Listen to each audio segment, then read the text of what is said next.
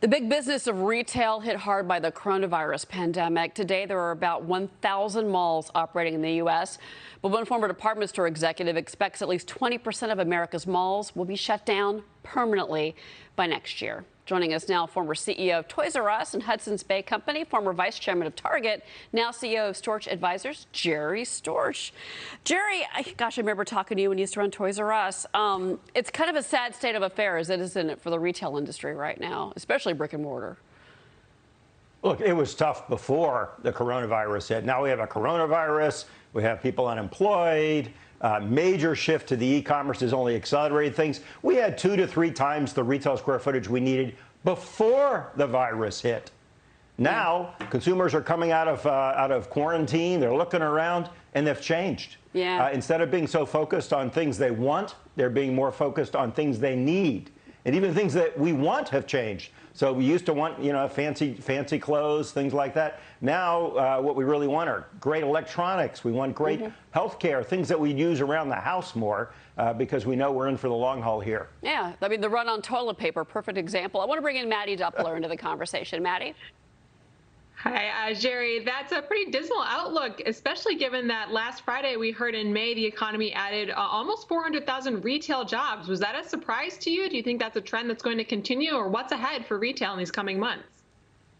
Yeah, I actually have a very optimistic outlook. It's just that there's a sea change taking place.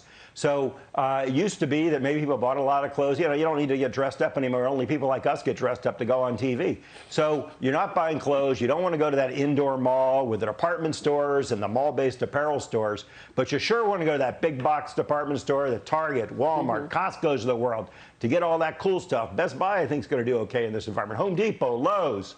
And, of course, Amazon. So there's plenty of winners in this environment. So I'm very optimistic because capitalism always, through the process of creative destruction and recreation, it always adapts. But the old guys that used to win, they're not the winners of the future. You reminded me, I haven't worn a pair of heels in 3 months, Jerry, as a matter of fact. John Hilserath, hop into this. Well, and I'm sitting here thinking you talked about getting dressed up. Like, one of my hopes and vows is never to wear a tie again after this lockdown. But, I want to ask you about something good that I think might be on the horizon.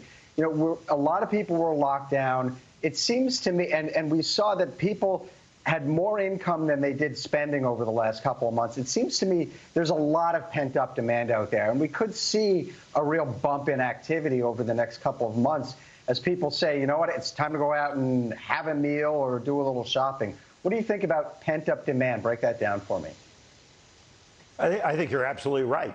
And we're going to get retail sales for May on Tuesday of next week. And I think we're going to see a nice bump versus April. Then we're going to see a bump after that. And it's going to grow for a while. The real question is what happens over holiday season, which is all important for retail, as you know.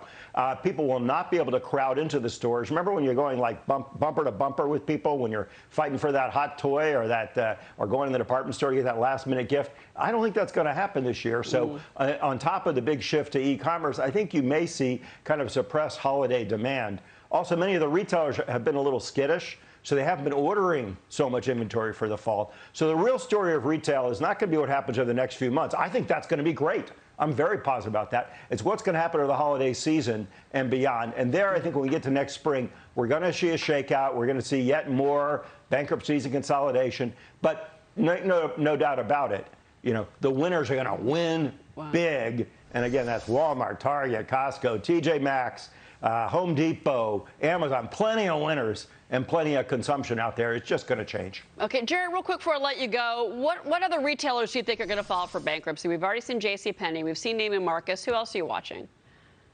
Well, I almost hate to pick them because then I get a lot of nasty letters from my old friends. But I think Asina's on the cusp. They have a lot of mall-based apparel stores. It feels like it's just inevitable that's going to happen. You've seen, a number of apparel companies, Warren Taylor brands. I think you're going to see huge swaths of these famous names in the apparel world. They just have to go under, given everything that we've said. It's just supply and demand. We didn't even get to the issue of American malls, which are just a dying breed right now. I've got breaking news. I wish I could stay with you, Jerry. But Jerry Storch, great to see you, sir. As always, thank you very much. My pleasure.